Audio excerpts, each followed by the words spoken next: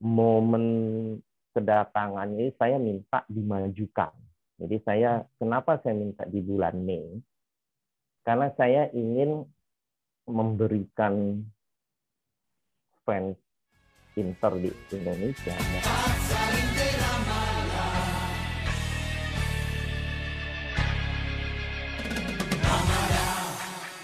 Halo teman-teman, ketemu lagi di Cerewetin Inter, video yang gue buat untuk ngebahas klub favorit gue, Inter, yang kalau menang lawan Crotone, kemudian seri lawan Sampdoria, kita cukup bungkus. Kita udah bungkus Scudetto.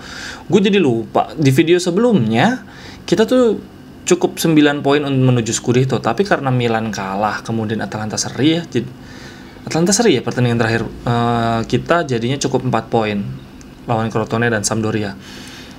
Sampdoria seri, tapi gue jadi lupa hitungan matematisnya gimana. Tapi intinya kita kurang seru nih, perayaan Scudetto-nya nggak bisa di lapangan. Kalau kita menang lawan Crotone pun kita harus menunggu partai lainnya Atalanta yang ada di hari Senin pokoknya jamnya beda. Jadi intinya kita nggak bisa ngelihat Ranocchia dan Gagliardini lari-lari pinggir lapangan berasa dia yang paling berkeringat. Hari ini gue bakal ngobrol dengan sosok yang mendatangkan Inter di Indonesia, namanya Pak Entong Nursanto. Wah, luar biasa banget. Terima kasih banyak atas kesempatannya. Terima kasih juga untuk teman-teman yang udah menyaksikan video-video gue, sehingga tokoh-tokoh yang hebat-hebat mau berkenan untuk ngobrol bareng gue. Oke deh, langsung aja kita ngobrol dengan Pak Entong Nursanto. Selamat pagi Pak Entong, apa kabar? Selamat pagi Angga, baik. Angga, apa kabarnya? Saya baik. Saya sebetulnya sudah 2 tahun terakhir, cuman baru beberapa bulan ini YouTube saya yang membahas Inter mulai agak rame nih, karena mulai banyak teman-teman, apa bisa dikatakan tokoh-tokoh sepak bola mau mulai ngobrol. Ada Bung Rayana Caka Surya, ada Bung Binder gitu, dan teman-teman penggemar Inter lain mau ikutan ngobrol. Jadi mulai banyak yang nonton nih, dan kehadiran Pantong sejujurnya wah luar biasa banget nih. Sebuah kehormatan saya, Pak Entong mau ikut ngobrol, dan teman-teman Interisti yang lain juga ajak Pak Entong untuk nanti malam jam 9 lawan Crotone mau ada ngobrol di fitur barunya Twitter namanya Space. Pak, mau hadir nggak Pak? Boleh Angga atur aja, boleh. Saya juga senang dan ucapin terima kasih untuk kesempatan dari Angga mau wawancara, mau ngobrol ya kan. Mudah-mudahan ini kan jadi salah satu media silaturahmi lah untuk teman-teman semua. Persis. Saya punya foto dengan Bapak waktu saya lupa tahun 2010 mungkin ya. Tapi saya lihat Bapak video ini wajahnya lebih segar ya Pak, tampak lebih muda ini. Dari yang saya lihat terakhir, lebih langsing, lebih segar. Oh ya? Ya. Iya. Ya bagus lah, yang penting sehat, apalagi masa pandemi kayak gini kan. Persis, justru itu. Di masa pandemi gini justru tampak dari yang saya lihat ini jauh lebih segar. Pak, sebelum kita bahas tentang Inter musim ini, yang kemungkinan kita serba salah sih ini Pak. Kalau kita menang lawan Crotone dan kita harus menunggu lawan Atalanta, berarti kan kita perayaannya nggak di lapangan nih. Berarti harus nunggu jeda dulu. Kurang greget Pak. Sebelum bahas Inter, tolong ceritain dong Pak, dulu bisa menggemari Inter tuh gimana Pak? Proses jatuh cinta Inter tuh prosesnya gimana Pak? Oke, kalau proses Inter memang kebetulan saya kan termasuk generasi awal lah kalau untuk pas tayangan Serie A-nya di Indonesia. Nah kebetulan waktu itu kalau nggak salah masih SMP atau SMA gitu. Sebenarnya RCTI kan juga sudah nyiarin Liga Serie A waktu itu. Dari situ sih mulai Eranya siapa itu Pak? Cinta. Waktu itu masih kalau nggak salah masih Lothar Matthäus ya, masih ada Ruben Sultan, gitu. Jadi eranya trio Jerman lah di Oh ya, berarti luar biasa dong, dari eranya trio Jerman, eranya Jose Mourinho, terus sekarang ada eranya Conte. Yang paling favorit mana Pak? Dari segi permainan yang paling memanjakan mata yang mana Pak? Kalau lihat yang paling impresif, saya yang paling suka zamannya Mourinho. Kenapa? Karena banyak hal sih ya. Sebenarnya Mourinho gini, dia kan menciptakan satu satu fase baru lah ya dalam perjalanan Inter gitu. Setelah sekian lama dari Angelo Moratti, nah di tangannya Massimo Moratti kan, Mourinho kan ya mencapai puncaknya. Treble itu kan sangat sangat langka untuk tim besar sekalipun mencapai. Nah, dan Inter bisa mencapai ini kan saya rasa satu prestasi yang luar biasa. Mourinho pun mungkin prestasi puncak dia sih dalam selama masa karir menangani Inter dengan puncak karir dia sebagai pelatih juga karena ya. Moratti pun berpikiran seperti itu. Nah, enggak sebagai owner kan, Massimo Moratti dengan pasangannya Mourinho mencapai puncaknya kan di situ. Betul. Jadi kalau ditanya kesan, kalau ditanya pilihan yang mana, saya memilih ya di zamannya Mourinho. Mourinho itu luar biasa. Kalau per hari ini, kalau kita ke Italia pun, ke Milan mungkin Mourinho masih sangat direspek oleh seluruh fansnya Inter karena historical achievement yang dia berikan gitu, yang bisa dicapai. Nah, Bapak tadi sudah mulai itu, pengakuan. Bapak gimana udah menyinggung tentang apa namanya Massimo Moratti. Jadi waktu itu saya ngobrol dengan salah satu dedengkot ICI itu namanya Om Jo. Saya manggilnya Om Jo. Dia bilang salah satu kenapa ICI bisa terbentuk official tuh dia ngelihat ada foto dari Pak Antong bertemu dengan Massimo Moratti. Dia bilang, wah kita harus ngubungin orang ini nih. Gimana bisa orang Indo ketemu Massimo Moratti? Nah itu gimana sih Pak ceritanya? Kok bisa tahu-tahu wah ketemu dan orang anak-anak Inter se-Indonesia kan heboh gitu. Ya, memang itu peristiwa yang sangat istimewa ya, istimewa untuk saya sebagai penggemar Inter, juga saya sebagai penerbit Top Score yang kerja sama La Gazzetta, dan ya apa ya Massimo Moratti mau memberikan waktu itu luar biasa. Ceritanya sangat menarik, itu sudah diproses sekian lama juga sih, melalui teman-teman wartawan juga, melalui di staffnya Inter gitu. Terus terang sebelum itu saya hampir bolak-balik ke kantornya Inter itu, di head office-nya Inter itu mungkin sudah waktu itu saya minta waktu, kalau nggak salah itu di tahun 2011 ya, saya lupa wawancaranya, ketemu itu berapa 2011. Tujuannya saya waktu itu ingin memastikan dan mengizinkan Inter untuk ke Indonesia. Itu rencana. Jadi Bapak ketemu Moratti sejak pertama, maaf, berarti Bapak ketemu Moratti sejak awal tuh memang sudah punya cita-cita untuk mendatangkan Inter ke Indonesia ya? Pada pertemuan itu memang gagasan utamanya sudah ingin mendatangkan Inter ke Indonesia? Iya. Iya, memang. Berarti apa maksudnya? Masalah dengan Massimo waktu itu. Nah, tetapi kan Pak, ide mendatangkan sebuah klub sepak bola ke Indonesia harus dengan dasar bahwa nanti bakal banyak yang nonton. Bapak saat itu sudah mengetahui bahwa basis fans di Inter di Indonesia bisa membuat manajemen Inter tertarik untuk datang ke Indonesia, gitu Pak?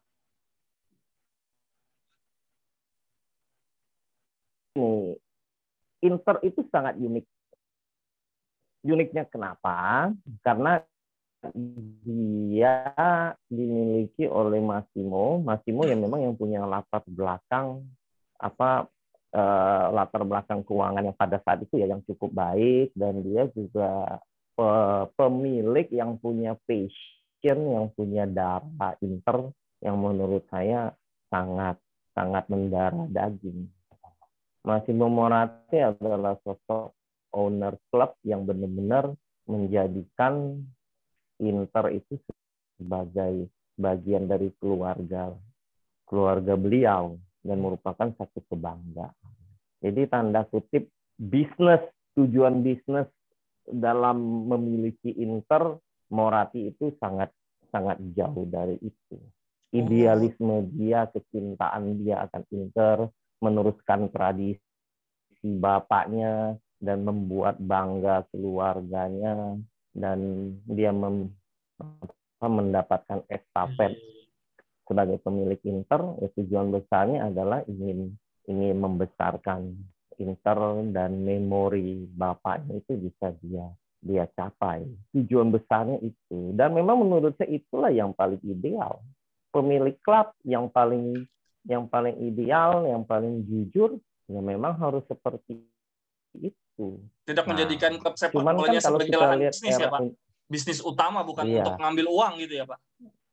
Nggak beda dong, sangat beda. Makanya sangat beda lah dengan kondisi industri bola saat ini, yang mana bola sudah jadi industri, ya kan, yang banyak sekarang kan kepemilikan tidak dimiliki oleh person yang punya kegemaran akan sepak bola gitu, dan kesukaan terhadap klub tersebut. Luar biasa lah kecintaan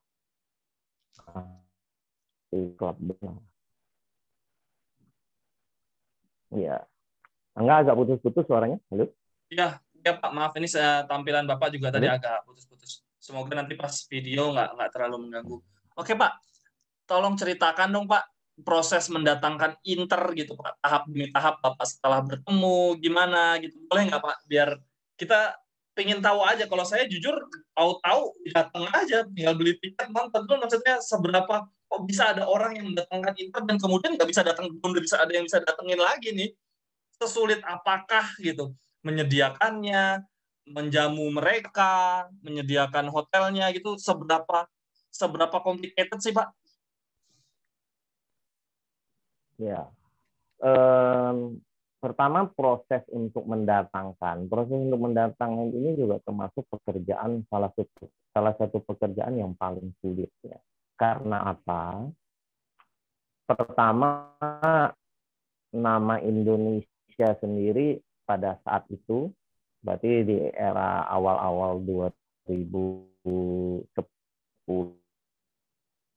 itu kan, sebelumnya kan masih sangat jelek, dalam arti kita kan agak ditakutkan lah sebagai negara yang penuh mana-mana. Jadi sangat sulit untuk ada klub yang mau bermain di Indonesia gitu. Nah, memang harus kita akui setelah Man United gagal ke Indonesia karena ada peristiwa bom itu kan, tidak pernah ada lagi waktu itu. Nah, jadi saya dengan top skornya, saya berusaha untuk meyakinkan pilihan saya waktu itu adalah pilihan Inter. Karena apa? Karena pertama tentu sebagai Interisti. Nah, kedua, saya melihat tradisi Inter yang memiliki hampir tiap tahun di era Moratti kan selalu memberikan pemain-pemain, pastilah setiap musimnya pasti ada pemain besar lah yang dimiliki oleh Inter gitu loh. Jadi saya berpikir untuk membuat gong besar memang harus ada sesuatu pentungan yang besar juga untuk supaya semuanya gitu loh. Nah, untuk meyakinkan Moratti sendiri waktu itu saya butuh sekitar 3-4 tahun waktu itu. Jadi lama juga ya Pak. Saya melakukan negosiasi, saya berusaha. Saya juga berusaha untuk, tentu pertama saya melalui staffnya juga dibantu oleh rekan-rekan dari La Gazzetta, semua berusaha untuk meyakinkan, karena kan Top Sport kan memang sangat erat dengan La Gazzetta gitu.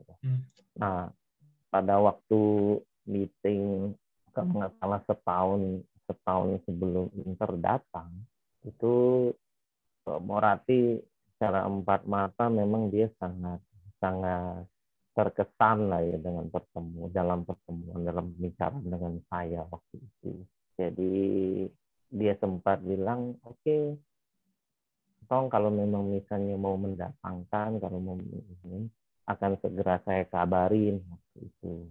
Dan memang saya melihat ya fansnya Inter Indonesia juga fans Inter di Indonesia juga luar biasa. Jadi kita pengen coba lah.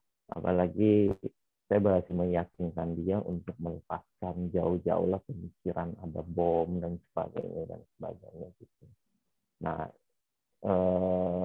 Moratti memang setelah itu yang tidak lama, kemudian setengah tahun dalam menyampaikan oke, Inter boleh main. Nah, dan kalau Angga lihat kehadiran Inter di Indonesia waktu itu, waktu yang kita tanganin ini juga luar biasa karena momen kedatangannya ini saya minta dimajukan.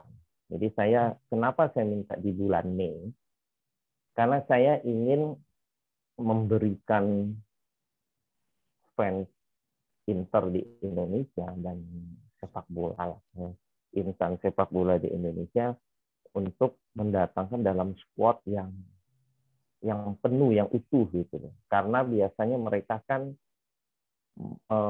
setelah season selesai langsung bubar, langsung balik ke negara masing-masing untuk break, untuk summer break ya sebulan baru balik lagi.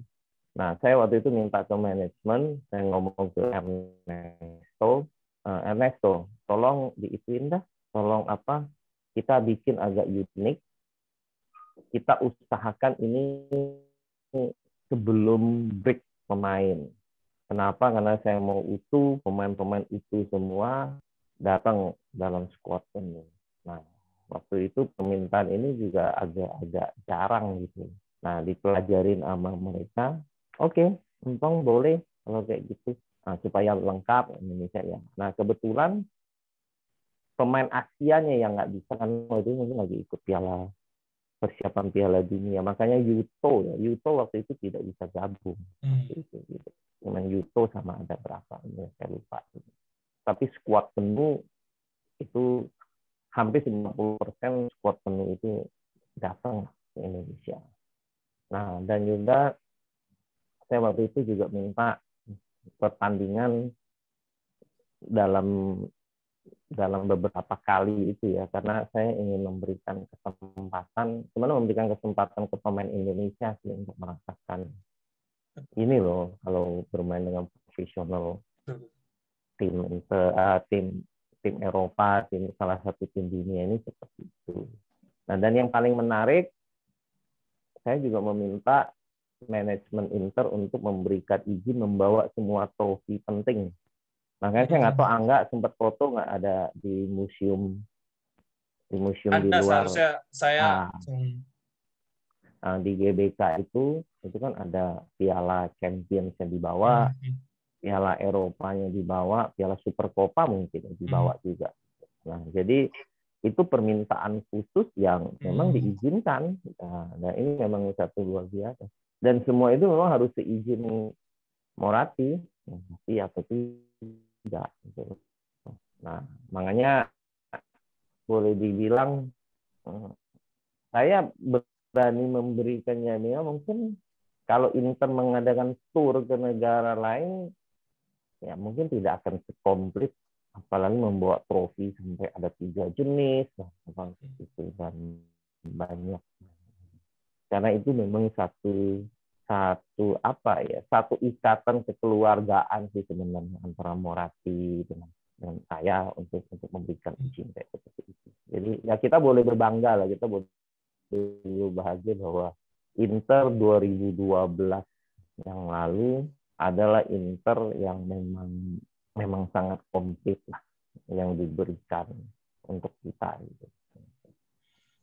Kemudian maksudnya seberapa sulit ketika mereka ada datang ke Indonesia, ke hotel, maksudnya mereka banyak maunya nggak sih Pak pemain-pemain bola itu? Soalnya kan kalau artis-artis penyanyi gitu, kalau kita curi-curi dengar gosip-gosip minta disediakan ini, makanan itu, pelayanan ini, pelayanan itu. Kalau pemain bola gimana sih Pak? Mereka ketika sama manajemen deal, kemudian tuntutan-tuntutan pemain mereka spesifiknya sih Pak?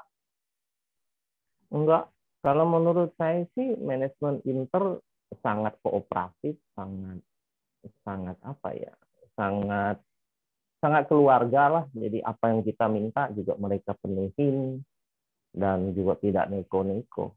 Kalau kita ingat bintang besar waktu itu ada Zanetti-nya sendiri. Waktu itu masih ada Maicon, ada Milito, ada Coutinho waktu itu yang sebelum dijual gitu. Nah, memang apa ya, sangat sangat baik lah kalau menurut saya. Mereka juga bintang itu juga tidak macam-macam, tidak berlebihan. Dan mereka juga sangat have fun sih selama 7 hari di Indonesia, memang sangat have fun, sangat menikmati lah.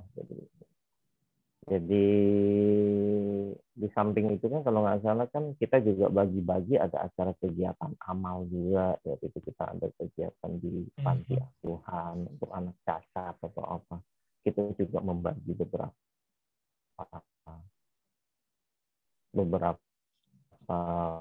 kelompok tugas yang menjadi bagi-bagi. Jadi kalau anggarannya ribet nggak sih? Enggak ribet kok. Mereka walaupun udah superstar kayak gitu, enggak ini sangat baik lah, sangat ramah, dan bahkan ya pemain-pemain besar itu ya kanak-kanaknya muncul lah kalau di luar pertandingan. Sifat kanak-kanaknya, pisangnya dan apanya ya banyak. Nah, waktu itu Zanetti bisa masuk Indonesian Idol, prosesnya gimana sih, Pak? Perjanjian tuntutan dari kita kah? Mungkin ada deal dengan sponsor atau gimana? Terus Zanetti bisa mau? Zanetti ya, kalau nggak salah ya, Pak, ke Indonesian Idol kan nyanyi ya? Atau saya salah? Ya, karena itu bagian dari, ya benar, itu bagian dari kerjasama kita dengan RCTI. RCTI kan jadi official broadcaster untuk acara yang Inter Indonesia Tour itu. Jadi RCTI memang dapat hak eksklusif lah untuk di luar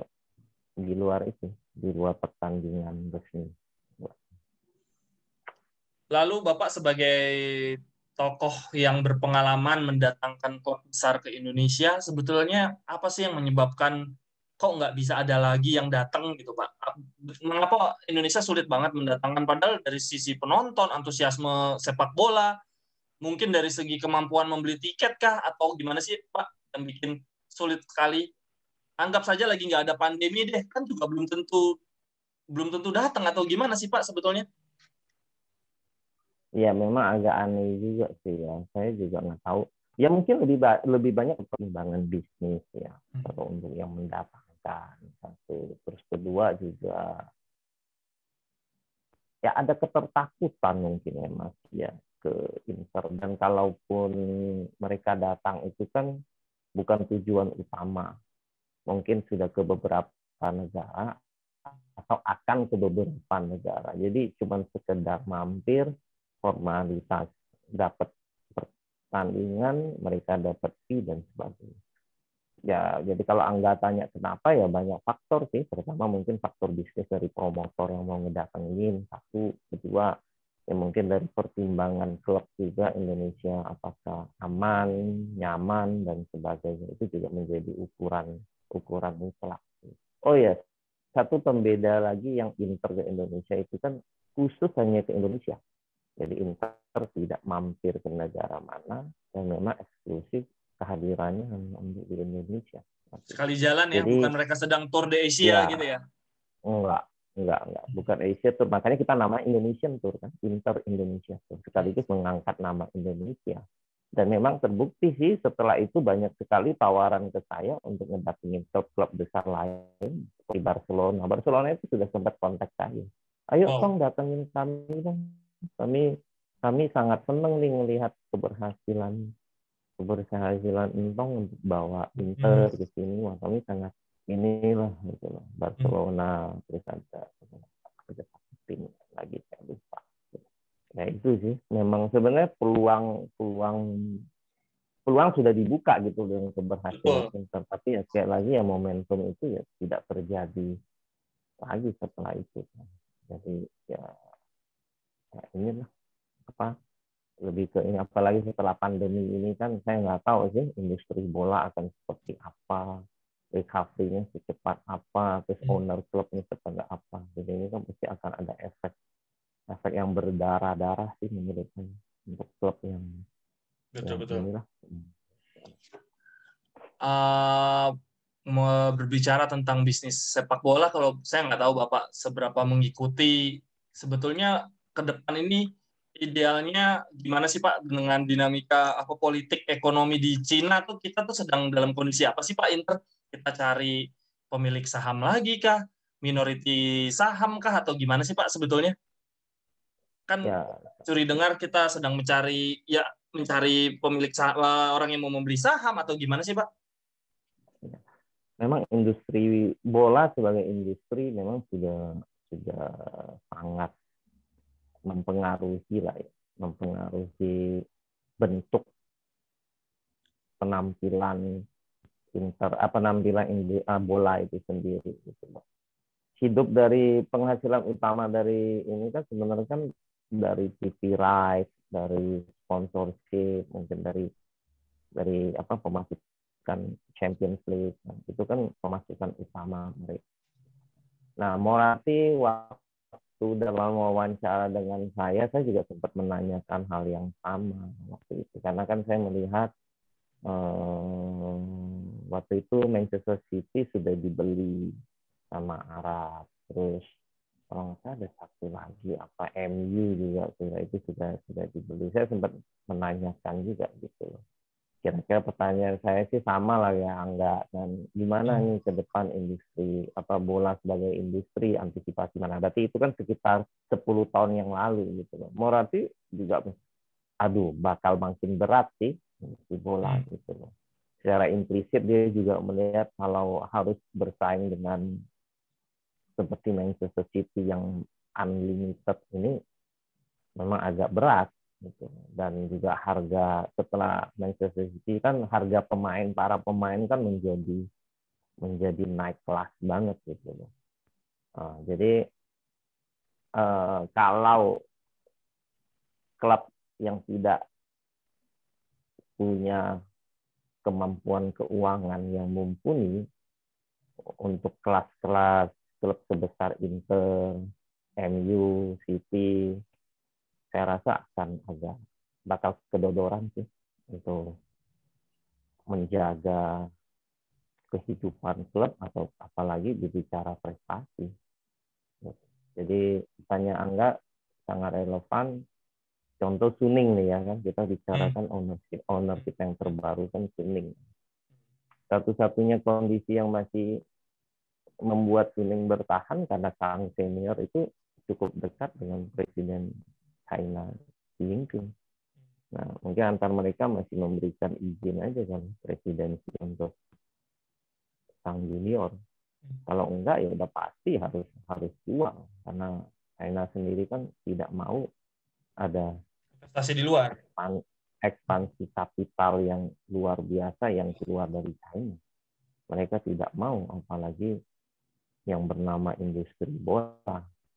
Sangat berbeda dengan sebelum COVID, karena kalau sebelum COVID justru presidensi sendiri mendorong bisnismen untuk jor-joran di luar, membeli klub, karena waktu itu ada rencana besar China dalam 8-10 tahun lagi, 12 tahun lagi akan menjadi tuan rumah Piala Dunia, targetnya waktu itu. Makanya industri bola menjadi satu target utama, satu tujuan utama dari presidensi. Nah, dengan mendadak ada COVID ini kan kan semua kan jadi berubah.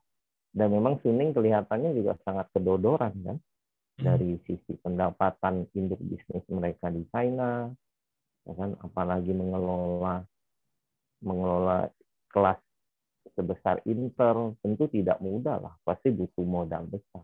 Kita bicara Inter sebagai klub besar loh ya, kita tidak bicara klub mediocre loh ya, klub yang bawah, enggak. Inter itu kan termasuk pemain dengan gaji yang average-nya hampir 100 juta per musim ditambah dengan staff sekitar 110 sampai 120 juta kan tidak gampang lah untuk memanage itu. Ya.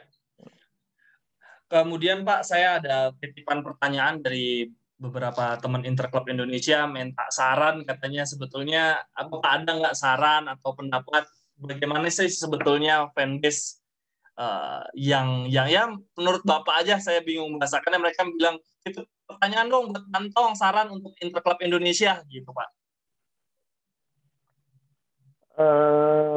Sebenarnya sebagai klub yang komunitas, kita pada saat ini memang sangat besar ya, sangat besar dan cukup teratur lah organisasinya gitu ya. Ada jelas strukturnya, ada jelas anggaran dasarnya semuanya. Nah, mungkin dalam perjalanan beberapa tahun ke sini mungkin saya sempat melihat juga, saya sempat mendengar ada beberapa kejadian, ada beberapa apa ya, saya anggap sih itu sebagai dinamika aja sih dalam satu organisasi yang makin besar, yang makin beragam, yang makin inilah. Jadi ya mungkin di sana sini ada kekurangan dari pengurus sekarang, atau ada keinginan dari fans yang berharap untuk keinginannya dipenuhin tapi belum terpenuhi. Gimana ya, menurut saya sejauh untuk kebaikan Inter, untuk apa ya bisa dikompromikan lah, tidak perlu hanya kesel nanti keluar bikin klub baru, bikin apa. Menurut saya itu ya itu emosi sesaat lah. Jadi kita sebagai Interisi, keluarga besar, ya ada kekurangan, kelebihan, itulah yang kita jadikan dasar kuat lah. Jadi menurut saya udahlah, ngambek boleh aja, kesel boleh aja, tapi cinta sebagai Inter harus di atas segala-galanya.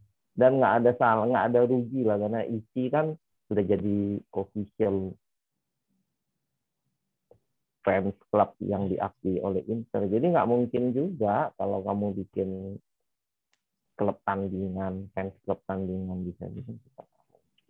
Karena dari awal waktu saya gabung IDIC itu kan memang cita-cita saya untuk membawa identitas ini ke internasional dan diakui. Itu kan cita-cita yang memang ingin saya wariskan ke penggemar Inter sampai kapanpun. Itulah. Nah, jadi ini kan momentum yang baik lah itu. Nah, jadi untuk Angga, titip ke teman-teman yang pertanyaan gitu, masuklah jadi dalam wadah ICI, terlepas ya kepengurusan atau apa, ada keputusan atau apa yang mungkin tidak bisa menyenangkan, nanti dibicarakan aja lah dalam munas, dalam rapat tahunan, apa kalau diselenggarakan. Yang penting ICI itu official fans club yang sudah diakui lah, yang sudah tercantum namanya di Inter pusat. Jadi kita manfaatkan kemajuan ini, identitas ini dengan baik. Oke Pak, sekarang maaf obrolannya beberapa kali saya potong, soalnya banyak penonton yang kalau bikin konten 15 menit sampai 20 menit aja kuota saya habis gitu. Banyak yang komentar gitu. Jadi saya meringkas-ringkas supaya obrolannya lebih padat. Pak, sekarang saya coba minta pendapat Bapak tentang Inter musim ini. Kita bisa membungkus Scudetto sebelum kompetisi habis kemungkinan besar. Kemudian, ya menurut Bapak ini hal yang luar biasa dari Conte atau nggak luar biasa? Karena menurut saya ya Conte harusnya bisa lebih cepat bungkus Scudetto. Orang lawan-lawannya aja Juve cuma punya Pirlo. Maksudnya kita kompetitor pelatihnya itu nggak sekaliber Conte, kecuali Juve masih ada Sarri atau bahkan Allegri gitu. Kalau menurut Bapak gimana Inter musim ini? Setuju Angga. Jadi kalau pertama gini, dalam kondisi saat ini kita bersiap-siap lah untuk pesta Scudetto. Malam ini kita menang, kita tinggal nunggu besok. kondisinya seperti apa. Jadi menurut saya cepat lambat kalau nggak minggu ini, minggu depan ya kita sudah pasti Scudetto. Karena prinsipnya kan 4 poin, kita nggak usah mikirin klub lain lah, gapai aja 4 poin. Begitu kan simpelnya. Kalau hari ini 3, tinggal 1 poin di minggu depan. Ya artinya kita sudah tidak perlu terlalu mendiskusikan Inter juara atau ini udah pasti juara. Gitu. Jadi pesta aja. Jadi untuk kita semua sebenarnya fokusnya siapkan aja pesta. Setelah 11 tahun ini gelar ke-19, kita sudah bisa fokus ke situ. Nah, menjawab pertanyaan Angga tadi di awal, apakah ini Conte seperti apa? Nah, terus terang musim ini musim yang sangat beragam. Kalau kita lihat hampir sampai pertengahan musim kan satu kejutan yang tidak mengenakan kan, Conte kan sangat hopeless gitu loh, sangat tidak bisa diharapkan kan dalam setengah musim yang lalu. Out dari Liga Champions, tidak masuk sama sekali dalam Liga Eropa, kan? Nah, jadi kan itu sempat jadi perdebatan. Bahkan di dalam forum ICI Legend sempat berbicara dengan siapa Bobo, Bung Jo dan sebagainya, itu sempat perdebatan juga untuk Conte out, dan saya adalah salah satu yang bersuara nyaring untuk Conte out waktu itu, karena memang ukurannya dengan gaji sebesar itu Inter kok tidak bergerak maju, malah mundur kalau menurut saya. Skuad pemainnya juga dibongkar sana, dibongkar sini sama Conte, ya kan. Skriniar juga nggak dimainkan, kan diganti, ya kan. Terus juga Gagliardini terus dipakai dan sebagainya lah. Jadi banyak sekali ini, ya kan. Nah, jadi sampai puncaknya ya gitu kan, out di Champions, out di European. Nah, jadi inilah yang membuat waktu itu, wah ini gimana sih dengan gaji segitu. Nah, dan apalagi juga si sang junior yang juga nggak pernah ada di Milan, ya kan. Jadi memang kondisinya kayaknya liar aja gitu loh, liar aja. Nah, tapi setelah kita nggak lolos, ya, dan terutama menurut saya sih puncaknya sih sebenarnya puncak perubahan Conte yang paling besar menurut saya adalah pas kita kalah di perempat final Coppa Italia, waktu dia berantem dengan Agnelli itu. Nah, menurut saya Conte benar-benar kelihatan sekali bahwa dia pengen menunjukkan ke Juventus bahwa oke, kalau gitu gue memang harus menjadi seorang Interisti banget lah. Nah, dan dari situ kelihatan banget sih perubahan yang menurut saya Conte secara pribadi, terus juga tim Inter secara keseluruhan memang menjadi jauh lebih baik, kompak, dan Conte pun kan lebih konsisten kan, dalam arti taktik permainan terakhir dengan susunan pemainnya kan sudah tidak banyak terlalu ekstrim untuk dibongkar. Gagliardini buktinya udah dicadangin, karena memang realitanya seperti itu kan, nggak mungkin lah ngandalin si Gagli untuk main di midfielder jadi utama, ukurannya kan gitu, ya kan. Nah, kira-kira seperti itu yang enggak. Jadi apa komentar saya? Idealnya musim depan tetap Conte. Di pasaran ada Allegri yang nggak punya pekerjaan. Menurut Pantong gimana? Kita tetap di Conte atau Allegri? Kalau menurut saya, kalau tidak diperpanjang, artinya kan Conte masih punya kontrak kan sampai musim depan. Nah, saya nggak tahu apakah dengan keberhasilan Scudetto ini Conte bersedia atau manajemen ada titik temu untuk memberikan durasi yang lebih panjang, itu bisa aja terjadi gitu. Jadi kalau untuk saat ini ditanya apakah Conte layak untuk diteruskan, menurut saya layak, karena merubah satu tim ya pas baru juara terus dibongkar lagi di ini, menurut saya terlalu riskan sih. Jadi selesaikan aja mumpung Conte sudah juara. Nah, tapi idealnya musim depan Serie A memang mutlak harus dijaga dan mencoba untuk lebih besar ke Eropa. Champions League-nya. Gitu, karena kan kita kan harus punya target yang lebih besar gitu kan. Jadi Serie A ya kalau bisa juara lagi sehingga kita bisa dapat raih 3 bintang kan musim depan dengan 20 kali juara. 3 bintang di kostum kita sudah bisa taruh ya kan.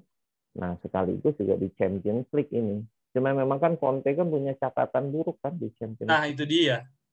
Ya kan? Nah, dia nggak pernah juara. Apakah dengan skuad Inter ya yang notabene ya orang masih belum yakin sih dengan skuad sekarang itu Inter bisa kompetitif dengan tim lain. Tapi menurut saya tim lain juga tidak luar biasa sih. Ronaldo sudah tua, Messi sudah tua. Justru ini momentum sebenarnya. Tidak ada rasa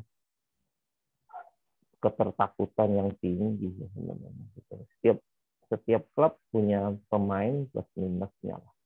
Nah, dan Inter juga dengan hilangnya 2 sosok itu, menurut saya fight aja, buktikan aja semua masih berpeluang. Jadi kan sekarang kan tidak ada pemain yang menonjol manapun pada Betul. saat ini. Ada yang bilang Haaland, ada yang bilang apa, itu kan masih fenomena 1 season aja. Kita kan lihat. Jadi menurut saya ukuran Conte diperpanjang, ya tetap aja kasih kesempatan, ya, dengan target yaitu mempertahankan Serie A dan Champions League-nya kalau bisa pencapaian terbesar dia. Syukur-syukur bisa nyamain Mourinho menjadi treble. Itu yang diinginkan oleh Conte juga kan sebagai prestasi puncak dia ini. Jangan cuma sebagai juara, cuma bisanya juara domestik aja kan.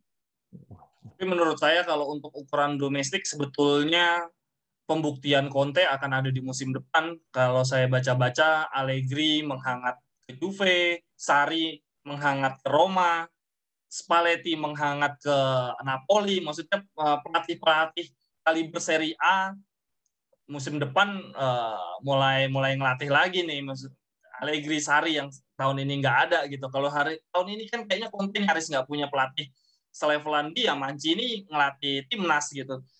Jadi kalau pendapat saya Conte tahun ini sebetulnya walaupun Scudetto ya harusnya bisa lebih cepat gitu. Maksudnya terlalu lama untuk ukuran kompetitor utama kita sedang hancur. Ya, memang benar bisa masuk poin. Sebenarnya kunci sukses di samping Conte kalau menurut saya adalah kehadiran Marotta. Betul. Oh ya. Di Inter. Nah, jadi kita tidak bisa melepaskan peranan Marotta walaupun di belakang layar. Kalau untuk Serie A, saya melihat kita tidak perlu takut lagi sama Juventus. Apa yang dimiliki oleh Juventus sekarang? Pemain-pemain besarnya juga enggak.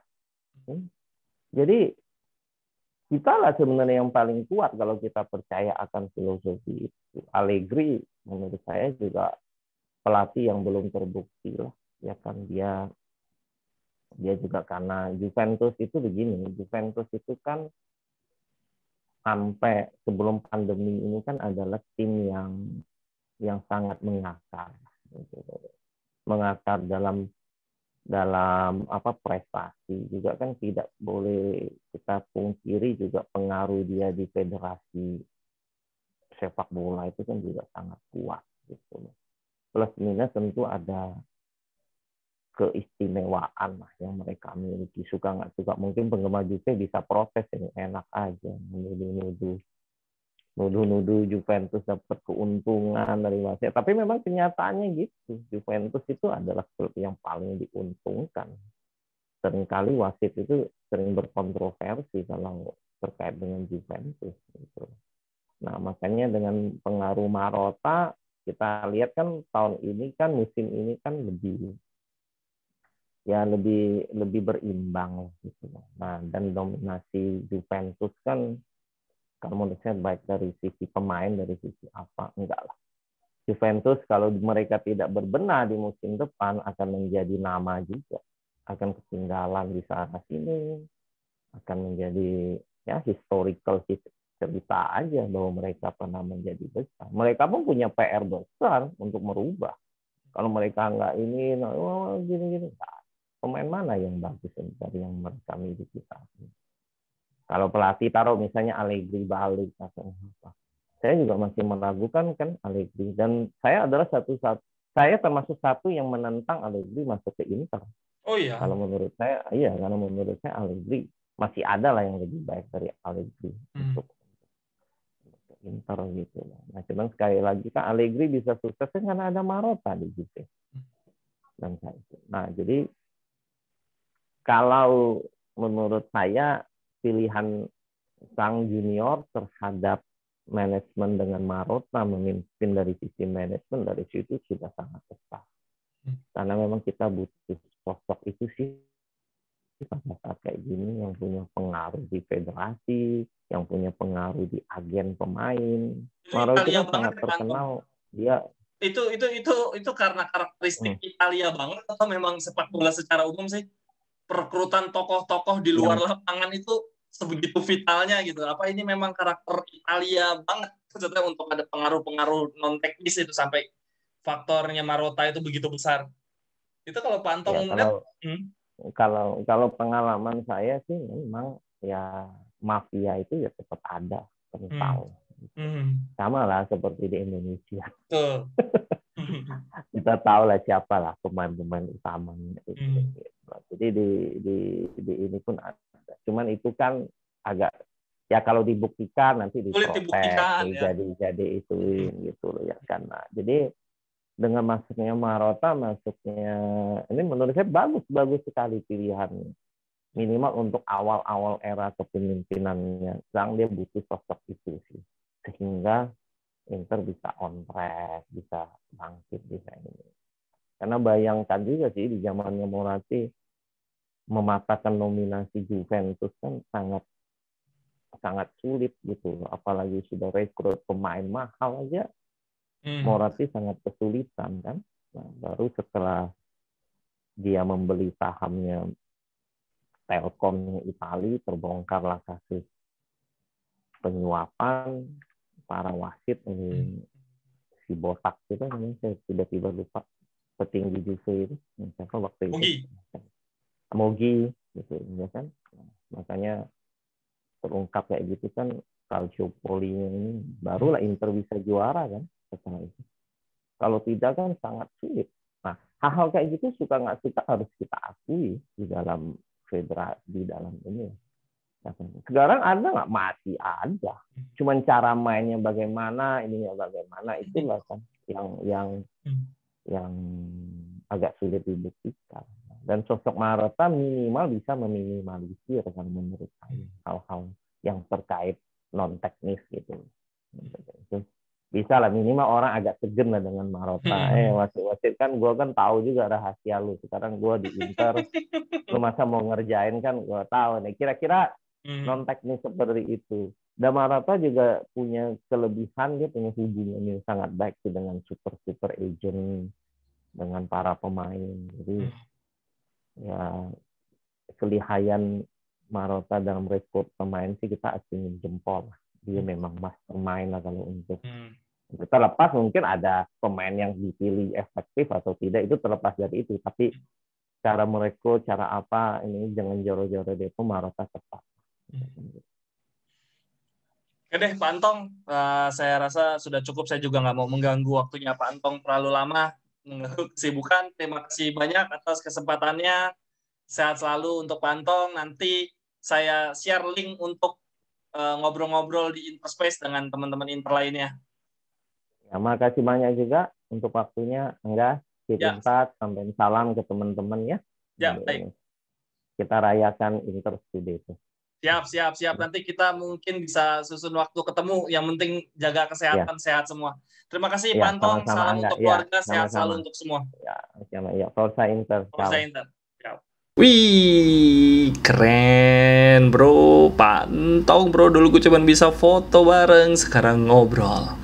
Untuk teman-teman yang ada di luar Jakarta, kita mungkin bisa ikut perayaan Scudetto gimana ya supaya bisa rame-rame. Kalau yang di Jakarta kita ketemunya gampang nih, tapi kan banyak banget yang nonton video ini, kemudian ini di Twitter, banyak banget yang di luar Jakarta.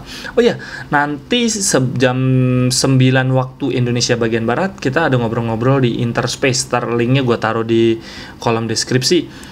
Gabung aja, kita ngobrol bareng-bareng dengan Brothers of the World yang ada di Indonesia. Oke deh, sampai di sini dulu Forza Inter, kita persiapan menyambut Scudetto. Bye-bye.